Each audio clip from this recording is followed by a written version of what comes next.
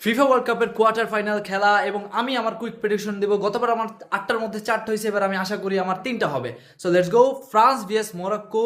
একদিকে হচ্ছে ফ্রান্স, আর একবার চ্যাম্পিয়ন, একবার ফাইনাল, আর এবারও ফাইনালের দিকে। আরেক দিকে হচ্ছে মোরক্কো, একবার সেমিফাইনাল খেলছে, এবার কোয়ার্টার ফাইনালে আবার। সো দুইজনের মধ্যে আমি ফ্রান্সকে চুজ করতেছি, কারণ ভাই তারা ডমিনেট করে খেলতেছে। এরপর যদি আমরা বলি স্পেন ভিএস বেলজিয়াম, একদিকে হচ্ছে লেজেন্ড এক্সপিরিয়েন্স, আরেকদিকে হচ্ছে উদয়মান এক তারকা। আমাদের দল স্পেনে খুব ভালো ভালো প্লেয়ার আছে এবং এইখানে আমি চাইতেছি স্পেন ব্রো, স্পেন। এরপর হচ্ছে Holland vs Harry Kane, England vs Norway. এবং এইখানে ভাই দুজন স্ট্রাইকারের খেলা হবে, বাট দুই টিমেই যথেষ্ট ভালো ভালো প্লেয়ার আছে এবং তার ট্যাকটিক্যাল বলেন বা কম্বিনেশন খুব ভালো দুই টিমেরই। এটা নরে ভাইকিংস ব্রো, হাল্যান্ড ক্যারি করতেছে ভাই 30 বছর পর আইসা যে খেলা দেখাইছে, হ্যাটস অফ।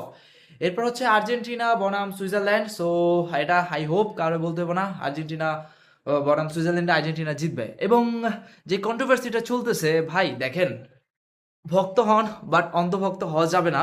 এখানে ভাই ফুটবলকে ভালোবাসেন এবং যেটা রাইট যেটা রং তাই সেটা নিয়ে কথা বলবে। ভাই Messi one of the greatest player, Messi best. But জিনিসটা হচ্ছে ভাই ফিফা মানি হাইস্টের ওইটারেও ভাই ছাড়াই ফেলছে। সো যাই হোক ভাই, আমাদের বাঙালিরা ইমোশন নিয়ে খেলে, খেলা বুঝুক বা না বুঝুক চিল্লি 100% করবে।